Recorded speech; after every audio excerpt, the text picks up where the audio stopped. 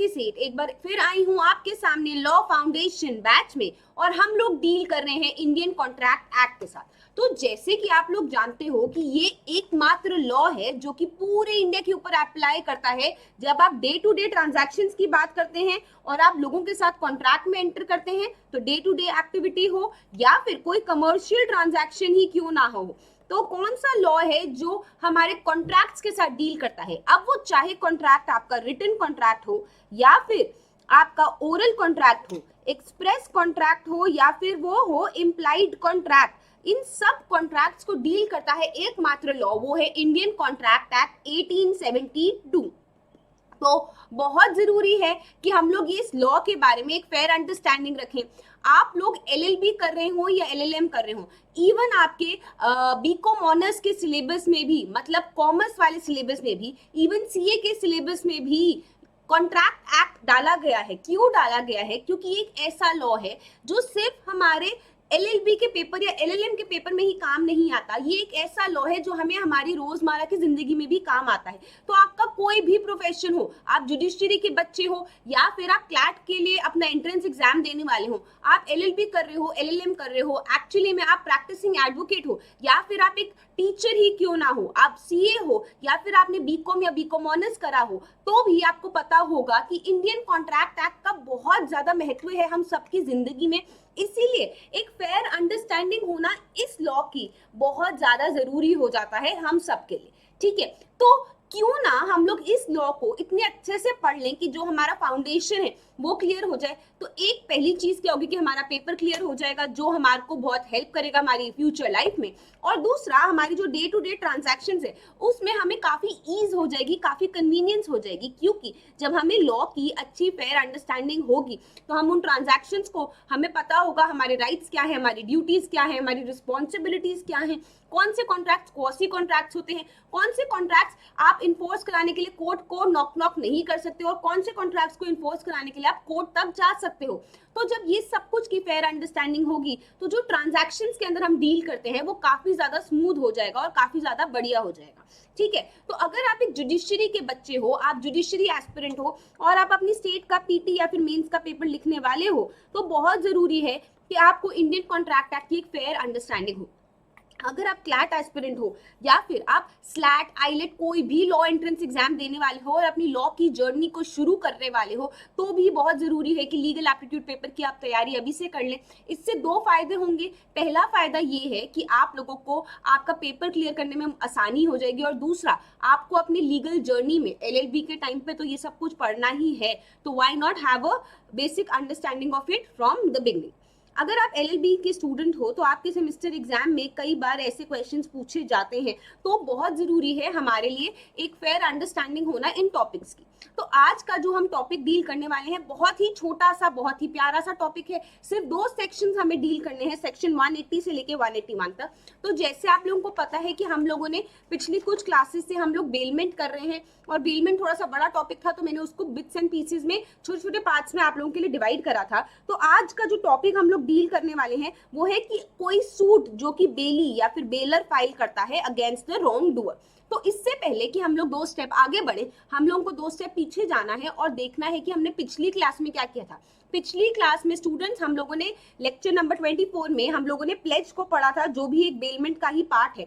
But उससे पहले भी जब हम बेली और बेलर की बात करते हैं तो आपको याद होना चाहिए कि बेली और बेलर कहाँ डिफाइंड है। सेक्शन 148 के अंदर बेली और बेलर डिफाइंड है। कौन होता है, बेलमेंट क्या होती है, ये सब कुछ कहाँ डिफाइंड है। बेलमेंट, बेलर और बेली, ये सब कुछ हमारा सेक्शन 148 के अंदर हम लोग पढ़ चुके हैं। हम लोगों ने पढ़ा था कि क्या राइट्स होते हैं बेलर के, क्या राइट्स होती हैं बेली के, क्या ड्यूटीज होती हैं इन दोनों की, ये पढ़ा था। फाइंडर ऑफ द गुड्स के बारे में हम लोगों ने अच्छे से पढ़ा था, और हमने पढ़ा था कि जो हमारा बेलमेंट का कॉन्ट्रैक्ट होता है उसके एसेंशियल एलिमेंट्स क्या होते हैं। तो एक बार हम लोग बढ़िया तरीके से उसको रिवाइज कर लेते हैं। सबसे पहला एसेंशियल एलिमेंट होता है कि एक कॉन्ट्रैक्ट फॉर्म होना जरूरी है। दूसरा एसेंशियल एलिमेंट होता है कि डिलीवरी होनी चाहिए। तो जो बेलर है वो बेली को डिलीवरी करेगा ऑफ गुड्स। अब जो ये गुड्स की बात हो रही है वो मूवेबल प्रॉपर्टी होनी चाहिए, इमूवेबल प्रॉपर्टी की नहीं होनी चाहिए। अब आप जो डिलीवरी दे रहे हो, तो बेलर जो डिलीवरी दे रहा है गुड्स की, उसमें वो क्या हैंड ओवर कर रहा है, पोजेशन हैंड ओवर कर रहा है, ओनरशिप की बात नहीं हो रही। तो ओनरशिप किसके पास रहेगी, हमारे बेलर के पास ही रहेगी। उसके बाद ये जो डिलीवरी है ये किसी स्पेसिफिक पर्पस के लिए है, मतलब कोई कारण है इसीलिए आप दे रहे हो, और जैसे ही ये कारण कंप्लीट हो जाता है गुड्स को वापस रिटर्न कर दिया जाएगा। और जो भी ये सब चीजें हो रही हैं ये एक टेम्पररी ट्रांजैक्शन है, परमानेंट नेचर की नहीं है। तो ये सब कुछ हम लोगों ने बेलमेंट में पढ़ा था। और फिर हमने क्या पढ़ा था कि जो प्लेज होता है, जिसका हमें आज रिकैप करना है पिछली क्लास का, जो प्लेज होता है वो क्या होता है। प्लेज बेसिकली एक स्पेशल काइंड ऑफ बेलमेंट होता है। तो स्पेशल काइंड ऑफ बेलमेंट जो है वो कौन सा है, हमारा प्लेज। अब प्लेज में हम लोगों ने क्या पढ़ा, वो कौन सा है, हमारा प्लेज। ठीक है, तो प्लेज या फिर पॉन करने का क्या मतलब है कि आप बेसिकली एक मूवेबल थिंग को, मूवेबल प्रॉपर्टी को बेल कर रहे हो, और वो बेल जो आप कर रहे हो एज अ सिक्योरिटी कर रहे हो, एज अ सिक्योरिटी कर रहे हो। तो आप क्या कर रहे हो, आप बेलमेंट के जो स्पेशल काइंड है वो कर रहे हो, प्लेज। तो सेक्शन 172 जो है वो क्या कहता है कि जो हमारा प्लेज है वो एक तरीके से सबसेट है, एक सब डिविजन है ऑफ बेलमेंट। ठीक है, वो ये बताता है कि वो सबसेट है, और वो क्या कहता है कि जब आपको कोई डेट, कोई आउटस्टैंडिंग डेट या फिर किसी चीज की परफॉर्मेंस करनी है और उसके लिए आप किसी चीज को गिरवी रखते हो, एज अ सिक्योरिटी रखते हो, तो हम क्या कहते हैं कि आप उस गुड्स की प्लेज कर रहे हो। तो सेक्शन 172 क्या बताता है कि प्लेज क्या होता है और पॉनर कौन होता है। पॉनर कौन होता है, जो हमारा बेलर होता है, या फिर आप ये भी बोल सकते हो जो हमारा डेटर है जिसने पैसा देना है। पॉनी कौन होता है, जो हमारा बेली होता है, या फिर आप बोल सकते हो जो हमारा क्रेडिटर होता है जिसको आपने पैसा देना है। तो ये सब कुछ डील होता है हमारे इंडियन कॉन्ट्रैक्ट एक्ट में चैप्टर नंबर 9 में। और जो सेक्शंस हमने कवर करे थे वो थे सेक्शन 172 से लेके 181 तक हमने कवर किया था। आज ये सेक्शन 180 और 181 को हम फिर से दोबारा से अलग से कर रहे हैं। तो जो इसेंशियल एलिमेंट्स हमने पढ़े थे एक प्लेज के, वो क्या थे, इसेंशियल एलिमेंट्स ये थे कि सबसे पहले एक कॉन्ट्रैक्ट ऑफ प्लेज होना जरूरी है। दूसरी बात, यहाँ पे भी मूवेबल प्रॉपर्टी की डिलीवरी होना जरूरी है, और ये जो डिलीवरी है ये एज अ सिक्योरिटी होना जरूरी है, और ये जो चीज है ये सेलेबल होनी चाहिए। बेसिकली कल को अगर आपने डिफॉल्ट कर दिया और आपने वो आउटस्टैंडिंग डेट को पेमेंट नहीं करी, तो इस सिक्योरिटी को पे करके आप अपना पैसा वसूल कर सकते हो। और जैसे ही आपने अपनी परफॉर्मेंस कर दी, आपने जो भी आउटस्टैंडिंग डेट देना था वो दे दिया, तो ये जो आपकी सिक्योरिटी है इसको रिटर्न कर दिया जाएगा। तो रिटर्न ऑफ गुड्स ये हमारे इसेंशियल एलिमेंट्स हो जाते हैं। ठीक है, तो जो डिलीवरी है वो डिलीवरी एक्चुअल डिलीवरी भी हो सकती है और कंस्ट्रक्टिव डिलीवरी भी हो सकती है। डिलीवरी का होना जरूरी है। ठीक है, और जरूरी है कि जो भी चीज आप दे रहे हो वो एज अ सिक्योरिटी दे रहे हो, जिससे कि कल को आप वो आउटस्टैंडिंग डेट को पे करवा सको या फिर किसी भी चीज की स्पेसिफिक परफॉर्मेंस करा सको। ठीक है, बहुत जरूरी है कि एक वैलिड कॉन्ट्रैक्ट, जो हमारे सेक्शन 10 की कंडीशंस हम लोगों ने इनिशियल क्लासेस में पढ़ी थी, जो होनी चाहिए, जैसे कि फ्री कंसेंट होना चाहिए, पार्टीज कॉम्पिटेंट होनी चाहिए, लॉफुल ऑब्जेक्ट होना चाहिए, लॉफुल कंसिडरेशन होना चाहिए, कोई भी ऐसा एक्ट नहीं होना चाहिए जो भी डिक्लेयर्ड है वॉइड बाय लॉ, या फिर इंटेंशन होनी चाहिए पार्टीज की। ये सब कुछ का होना बहुत ज्यादा जरूरी है। एक और चीज जो जरूरी है वो ये है कि ओनरशिप आपको ट्रांसफर नहीं करनी है, ownership not to be transferred. यहाँ पे सिर्फ आपको पोजेशन ट्रांसफर करना है, और वो भी एक टेम्पररी पर्पस के लिए, टेम्पररी पीरियड के लिए ही आपको ट्रांसफर करना है। अब कौन से पर्सन्स हैं जो इंटाइटल्ड हैं कि वो चीजों को प्लेज कर सकते हैं, तो ओनर प्लेज कर सकता है, या ओनर के बिहाफ पे उसका कोई ऑथराइज्ड रिप्रेजेंटेटिव भी प्लेज कर सकता है चीजों को। ठीक है, ये सब हम लोगों ने पढ़ा। उसके बाद हमने क्या पढ़ा कि कौन से पर्सन्स हैं जब इंटाइटल्ड टू प्लेज है, तो हमने क्या क्या पढ़ा, हमने पढ़ा कि मर्केंटाइल एजेंट सेक्शन 170 के 178 के अंदर हम लोगों ने पढ़ा था। उसके बाद जिसके पास पर्सन, जिसके पास पोजेशन है, possession in a voidable contract, under a voidable contract, वो कर सकता है। हम लोगों ने ये पढ़ा था सेक्शन 178A में। फिर सेलर के पास जो पोजेशन है, in seller in possession after sale, ये बंदा कर सकता है under section 30 sub clause 1 of सोगा act, ठीक है। ये एक स्पेशल जो हमारा लॉ बनाया गया है। इसके बाद हम लोगों ने क्या पढ़ा कि राइट्स क्या है हमारे पॉनर के।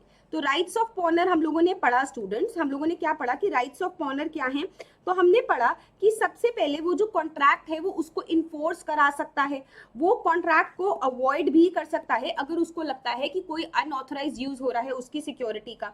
उसका राइट है कि जो भी गुड्स उसने ग्रेचुइटसली दिए थे उनको वो वापस भी, राइट टू रिटर्न भी उसका एक राइट है, और वो कॉम्पनसेशन भी डिमांड कर सकता है अगर उसके गुड्स का कोई नुकसान हुआ है तो ये और वो अपने गुड्स को रिडीम भी करा सकता है। अगर ऐसा हो गया, आपको याद होगा रिडीम वाला, कि अगर फॉर एग्जाम्पल 2 महीने के अंदर अंदर आपको अपना पैसा पे करना था और अपनी सिक्योरिटी को वापस लेना था, बट ये जो पॉनर है ये डिफॉल्ट कर जाता है। अब पॉनी नोटिस देता है कि मैं आपकी चीज को बेचने वाला हूँ, तो पॉनर क्या कर सकता है, रिडीम कर सकता है, एक्स्ट्रा पैसा देके, जो भी खर्चा हुआ था वो पैसा देके वो रिडीम कर सकता है और अपनी चीज को वापस ले सकता है। तो जब हमने ये पढ़ा तो अब हमें क्या पढ़ना है कि राइट्स ऑफ पॉनी क्या है। जो हमारा पॉनी है उसके भी तो कुछ राइट्स होंगे, वो क्या राइट्स हैं वो हमने पढ़े कि वो गुड्स को रिटेन कर सकता है या फिर आप बोल सकते हो लियन रख सकता है जब तक आप उसका पैसे नहीं देते। तो जब तक आउटस्टैंडिंग डेट को आप क्लियर नहीं करते तब तक वो गुड्स को रिटेन कर सकता है। वो रिटेन कर सकता है अगर कोई सब्सिक्वेंट लोन भी दिया गया है, सब्सिक्वेंट चीज के लिए भी वो रिटेन कर सकता है। वो एक्स्ट्रा ऑर्डिनरी खर्चा अगर आपने कोई किया है, अगर उसने आपकी चीज को ध्यान रखने के लिए कोई एक्स्ट्रा ऑर्डिनरी एक्सपेंस किया है तो वो क्लेम कर सकता है। वो सेल कर सकता है और रीजनेबल नोटिस देके अपनी चीज को बेच सकता है। अगर तो वो पैसा कम पड़ता है, जैसे कि अगर आपका 2000 रुपए का डेट था और उसको सिर्फ 1000 रुपए मिलता है तो 1000 रुपए के लिए वो आपको सू कर सकता है। अगर उसको 3000 रुपए मिलता है तो जो एक्स्ट्रा अमाउंट था वो उसको आपको वापस भी दे सकता है। तो हम लोगों ने ये सब कुछ पढ़ा था। उसके बाद हमने क्या पढ़ा, हमने ये पढ़ा कि अब जब इनके कुछ राइट्स हैं तो इनकी तो ड्यूटीज भी होंगी, ठीक है ना। राइट्स और ड्यूटीज दोनों साथ में फ्लो करती हैं। तो हम लोगों ने राइट्स ऑफ पॉनर और पॉनी पढ़ा और उसके बाद हमने क्या पढ़ा कि ड्यूटीज क्या है। ड्यूटीज ऑफ पॉनर, ड्यूटीज ऑफ पॉनर क्या है कि उसको डिस्क्लोज करना होगा, डिस्क्लोज करेगा वो अगर कोई भी डिफेक्ट है उसकी चीज में। जैसे कि अगर उसने अपनी गाड़ी आपको सिक्योरिटी के लिए दी है बट इस गाड़ी की ब्रेक में प्रॉब्लम है तो उसकी रिस्पॉन्सिबिलिटी होगी वो आपको डिस्क्लोज करे डिफेक्ट। अगर वो डिस्क्लोज नहीं करता और कल को कोई नुकसान हो जाता है, आपका एक्सीडेंट हो जाता है, आपको चोट लग जाती है, तो उसका कॉम्पनसेशन कौन देगा, पॉनर देगा, ठीक है। वो जो भी डेट है उसको वो डेट प्लस इंटरेस्ट देगा और अगर कोई एक्सपेंस भी हुआ है तो वो पॉनी को वो भी वापस देगा। अगर कोई एक्स्ट्रा ऑर्डिनरी एक्सपेंस भी हुआ है तो वो भी पे करेगा। उसके पास ड्यूटी है कि वो अपने गुड्स को रिडीम कर सकता है बिफोर सेल,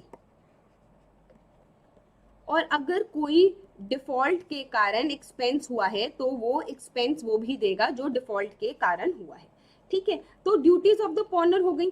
अब क्या है कि आपके जो हमारा पॉनी है उसकी भी कुछ ड्यूटीज होंगी। उसकी क्या ड्यूटीज हैं, ड्यूटीज ऑफ पॉनी। उसको इन गुड्स को अनऑथराइज्ड यूज नहीं करना, ओके। उसको इनका ध्यान रखना है, रीजनेबल केयर करनी है, as a reasonable prudent person reasonable care करनी है। उसको गुड्स को मिक्स नहीं करना है पर्सनल चीजों के साथ, उसको पर्सनल यूज नहीं करना इन चीजों का, ठीक है। उसको बेचने से पहले नोटिस देना है, रीजनेबल नोटिस देना है। उसको रिटर्न करना है, अगर कोई भी प्रॉफिट होता है तो रिटर्न करेगा वो प्रॉफिट भी। उसको गुड फेथ में एक्ट करना है। तो ये सारी ड्यूटीज होंगी हमारे पॉनी की। तो duties of the पॉनर and pony हमने पढ़े। एंड इसको करते करते हम लोगों ने सारे सेक्शंस कल कवर करे थे जहां पे मोटी मोटी हम लोगों ने सब बात कर ली थी, ठीक है। उसके बाद आप लोगों ने क्या किया, कुछ केस लॉस करे जहां पे हमने ललन प्रसाद वर्सेस रहमत अली का केस किया, ठीक है। उसके बाद हम लोगों ने मोरवी मर्केंटाइल का केस किया। And then we also dealt with KM Hidayatullah versus the bank of India का केस, जो कि 2001 का बहुत ही इंपॉर्टेंट केस माना जाता है। इसके बाद हम लोगों ने कॉन्ट्रैक्ट ऑफ बेलमेंट और प्लेज के बीच में हम लोगों ने डिफरेंस किया, जहां पे हमने क्या देखा कि बेलमेंट के लिए किसी स्पेसिफिक पर्पस के लिए कमोडिटी को ट्रांसफर करा जाता है, यहाँ पे एज अ सिक्योरिटी करा जाता है, ठीक है। यहाँ पे 148 के अंदर आपने बेलर और बेली पार्टीज होते हैं, और यहाँ पे 172 के अंदर आपके पॉनी और पॉनर पार्टीज होती हैं, ठीक है। उसके बाद हमने क्या पढ़ा कि जो पर्पस है यहाँ पे है कि आप सेफ कस्टडी करोगे उस चीज का, और आप लेबर और स्किल का भी इस्तेमाल हो सकता है। जब हम लोगों ने स्पेसिफिक उसकी बात करी थी, स्पेसिफिक लियन की बात करी थी, वहां पे आप टेलर वाले एग्जांपल में वहां पे आप स्पेसिफिक पर्पस के लिए दे रहे हो कि वो कोई कमोडिटी बनाएगा, यहाँ पे एज अ सिक्योरिटी रख रहे हो जिससे कि आपका वो आउटस्टैंडिंग डेट को क्लियर करेगा या फिर वो स्पेसिफिक परफॉर्मेंस करेगा कोई भी चीज जो उसको करनी थी। उसके बाद जब हम राइट टू सेल की बात करते हैं, राइट टू सेल हमारा प्लेज के अंदर होता है, बेलमेंट के अंदर नहीं होता। बट अगर कोई पेरिशेबल कमोडिटी है तो बेलमेंट के अंदर भी आप उस चीज को बेच सकते हो, ठीक है। तो ये सब कुछ हम लोगों ने कल की क्लास में कवर करा, और कवर करते करते हम लोगों ने जो बेलमेंट और प्लेज का पोर्शन है उसको हम लोगों ने कंप्लीट कर लिया अपना। एंड जो आप कह सकते हो कि आपके पेपर के पॉइंट ऑफ व्यू से जो इंपॉर्टेंट पॉइंट्स हैं, जो इंपॉर्टेंट केस लॉज आपको याद रखने हैं, वो मैं आपके लिए यहाँ पे एक बार लिखती हूँ। वो कौन से हैं जो आपको अपने एग्जाम्पल्स को याद रखना है। वो सबसे पहले आपको टेलर वाला एग्जाम्पल याद रखना है, दूसरा आपको कार सर्विस वाला एग्जाम्पल याद रखना है, तीसरा आपको गोल्ड वाला एग्जाम्पल याद रखना है, और जो भी हमने केस लॉज यहाँ पे कवर करे हैं उन सबको आपको याद रखना है और अपने आंसर्स में जरूर लिख के आना है, क्योंकि उससे आपके आंसर की क्वालिटी बहुत ज्यादा इनहैंस हो जाती है, ठीक है।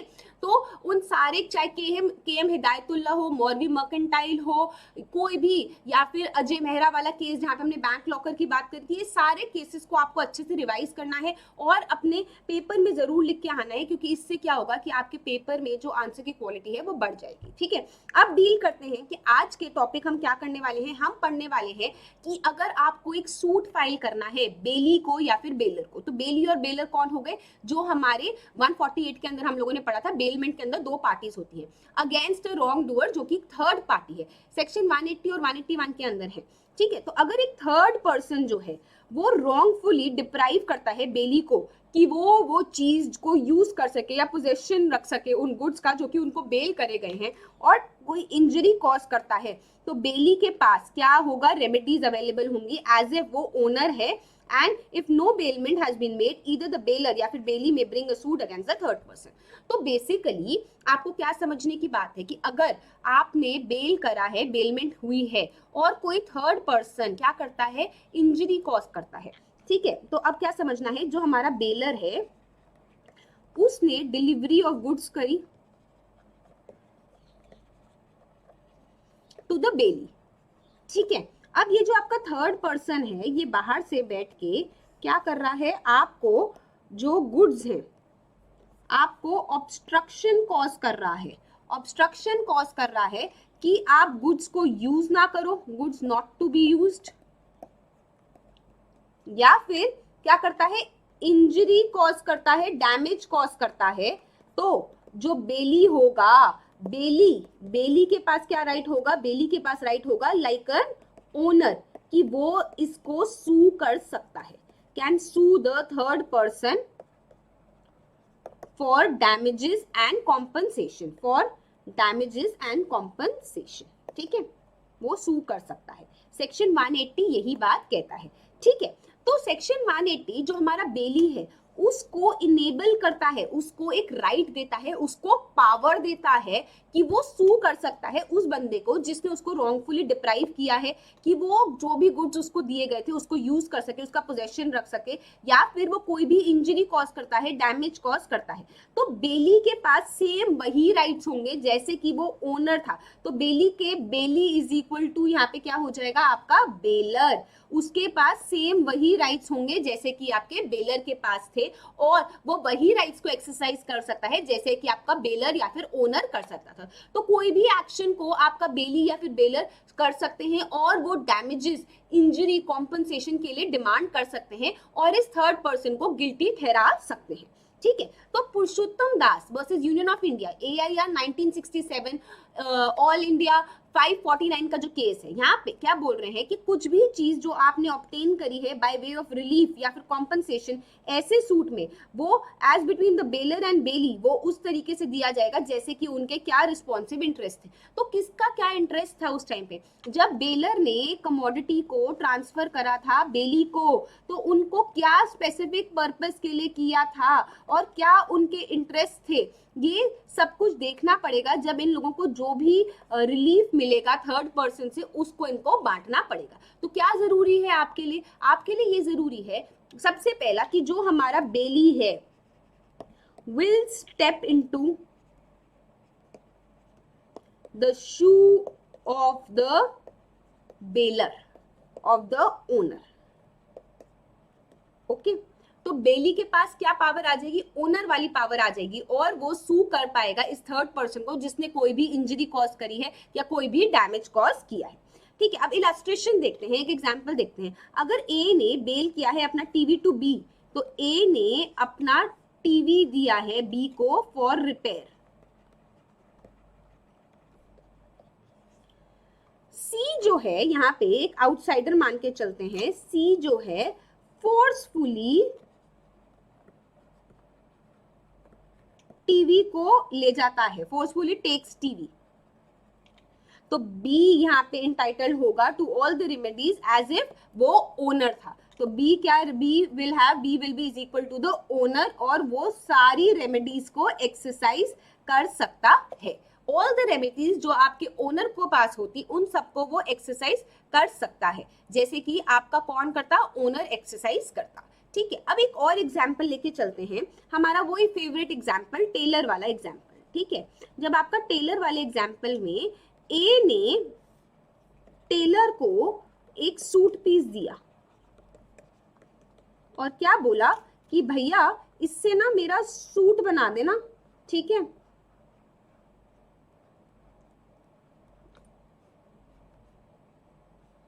सूट बनाने के लिए दिया। अब यहाँ पे क्या हुआ, यहाँ पे एक जो डी था इसने forcefully took the suit piece from tailor. अब क्या होगा, जो हमारा टेलर है, tailor will step into the shoe of the owner, और वो सू कर सकता है किसको?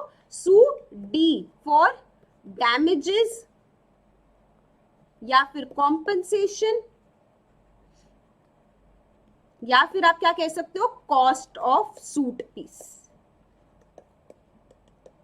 इसके लिए वो सू कर सकता है। तो सेक्शन 180 जो है, सेक्शन 180 इनेबल करता है हमारे टेलर को, हमारे बेली को, ये हमारा बेली था, ये हमारा बेलर था, ये जो है ये इनेबल करता है हमारे बेली को कि ये अपने राइट को एक्सरसाइज कर सके अगेंस्ट द थर्ड पर्सन, और वो उससे डैमेजेस क्लेम कर सके, कॉम्पनसेशन क्लेम कर सके, सूट पीस को क्लेम कर सके। ठीक है, बाद में इन दोनों के बीच में क्या होगा वो डिपेंड करता है कि इनके रिस्पेक्टिव इंटरेस्ट उस टाइम पे क्या थे, बट एटलीस्ट फॉर नाउ वो ये चीज क्लेम कर सकता है।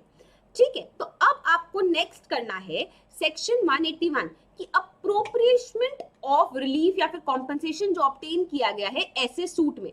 तो अब मैंने आपको बोला कि जो बेली है सेक्शन 180 के अंदर, वो एक थर्ड पर्सन को जो कि रॉन्ग डूअर है उसको सू कर सकता है अगर कोई भी डैमेज हुआ है।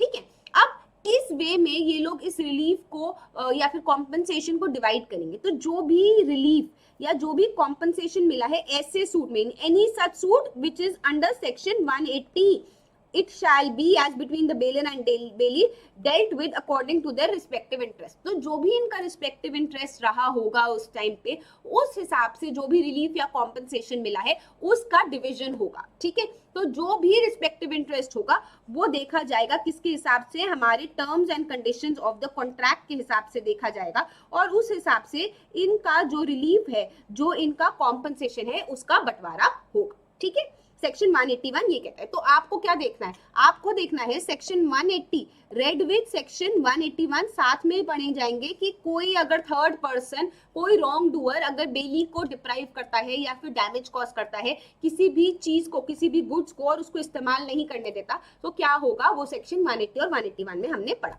ठीक है। तो स्टूडेंट्स आज का ये जो हमारा टॉपिक था ये बहुत ही छोटा सा टॉपिक था, बट इस टॉपिक से हम लोगों ने बेलमेंट वाला जो चैप्टर है, बेलमेंट वाला जो चैप्टर है, चैप्टर नंबर 9 को पूर्ण विराम लगा दिया और खत्म कर दिया। दोबारा से एक आपके लिए रिवीजन क्विक, सेक्शन 180 क्या बोलता है, जो बेली है उसको इनेबल करता है, उसको पावर देता है कि वो बन जाए, bailee will step into the shoe of the owner, और वो सू कर सकता है किसको, थर्ड पर्सन को, जिसने उसको रॉन्गफुली उसको डिप्राइव किया है, रॉन्गफुली डिप्राइव किया है ऑफ द बेल्ड गुड्स, ठीक है, वो उसको सू कर सकता है। सेक्शन 181 के अंदर हमने क्या बोला कि जो भी रिलीफ, जो भी कॉम्पनसेशन, जो भी डैमेजेस इनको मिलेंगे जो हमारे बेली को मिलेंगे फ्रॉम सच सूट्स लिखा हुआ है, मतलब सच सूट्स इज अंडर सेक्शन 180, वो अप्रोप्रिएट कर लिए जाएंगे, वो डिवाइड करे जाएंगे बिटवीन द बेलर एंड बेली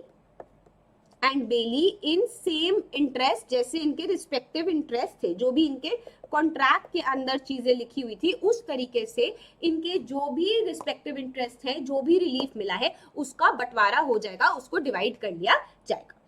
तो स्टूडेंट्स आई होप आप लोगों को मजा आया हो, आई होप आप लोगों ने बेलमेंट का जो ये टॉपिक था, bailment part 1, part 2, part 3 and pledge, and उसके बाद आज का ये सेशन जहाँ पे हमने सेक्शन 180 एंड 181 को डिटेल में कवर किया, पुरुषोत्तम दास का केस कवर करा, एग्जाम्पल्स को करा, आप लोगों को ये कॉन्सेप्ट समझ आया होगा और आप लोगों ने इसको बढ़िया तरीके से अपने दिमाग में बिठा लिया होगा, आपका जो फाउंडेशन है, आपका जो बेस है वो क्लियर हुआ होगा। आई होप आप लोगों को मजा आया हो। आप लोग प्लीज सारे एग्जाम्पल्स को अच्छे से देखें, एग्जाम्पल्स को रटना बिल्कुल नहीं है, आप एग्जाम्पल्स अपनी रोजमर्रा की जिंदगी से खुद भी बना सकते हो। अगर एक बार कॉन्सेप्ट क्लैरिटी हो गई तो एग्जाम्पल्स को बनाना बिल्कुल मुश्किल नहीं है, पेपर के अंदर खुद ब खुद भी एग्जाम्पल्स बना सकते हो, ठीक है। तो अब आपको क्या करना है, PW की ऐप डाउनलोड करनी है, आपको लॉ सिलेक्ट करना है, फाउंडेशन बैच सिलेक्ट करना है, और आपको सिलेक्ट करना है Indian contract act. Indian contract act का लेक्चर आप दोबारा जाके देख सकते हो, आप क्लास नोट्स को भी डाउनलोड कर सकते हो, और आप डेली प्रैक्टिस पेपर्स जो कि क्विज फॉर्म में भी अवेलेबल है हमारी ऐप पे,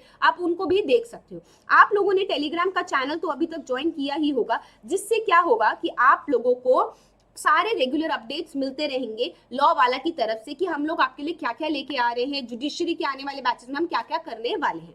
तो स्टूडेंट्स आपको क्या करना है, आपको जो ये बेलमेंट का कॉन्सेप्ट है इसको बढ़िया तरीके से पढ़ लेना है, एक बार और रिवीजन करना है इन 4 लेक्चर्स का, जिससे कि ये कॉन्सेप्ट क्लैरिटी हो और आप लोगों को बिल्कुल भी प्रॉब्लम ना हो। तो तब तक के लिए जुड़े रहिए मेरे साथ और मिले मुझे मेरे जल्द आने वाले नेक्स्ट लेक्चर में, जहां पे हम एजेंसी के बारे में बात करेंगे एंड अच्छे से डील करेंगे एजेंसी का टॉपिक, जो भी चैप्टर नंबर 10 में है। थोड़ा सा बड़ा टॉपिक है बट उसको भी छोटे छोटे पार्ट्स में हम डिवाइड करेंगे, जिससे कि हम लोग को कोई प्रॉब्लम ना हो, एक दिन के लिए ओवरडोज ना हो जाए। तो हम लोग चैप्टर नंबर 10 को भी, जैसे हम लोगों ने क्या किया था, जैसे हम लोगों ने बेलमेंट के टॉपिक को चैप्टर नंबर 9 को डिवाइड किया था, ऐसे ही हम चैप्टर नंबर 10 को भी डिवाइड करेंगे एंड एजेंसी को पढ़ेंगे। एजेंसी भी एक बहुत ही बढ़िया टॉपिक है, जिसको पढ़ना पेपर के पॉइंट ऑफ व्यू से बहुत जरूरी हो जाता है, क्योंकि कई बार एजेंसी के ऊपर क्वेश्चंस पूछे गए हैं और students tend to ignore this topic. Students की आदत ये होती है कि वो लोग चैप्टर 8 तक जो इनिशियल पोर्शंस है, वॉइड एग्रीमेंट, कंटिंजेंट कॉन्ट्रैक्ट्स,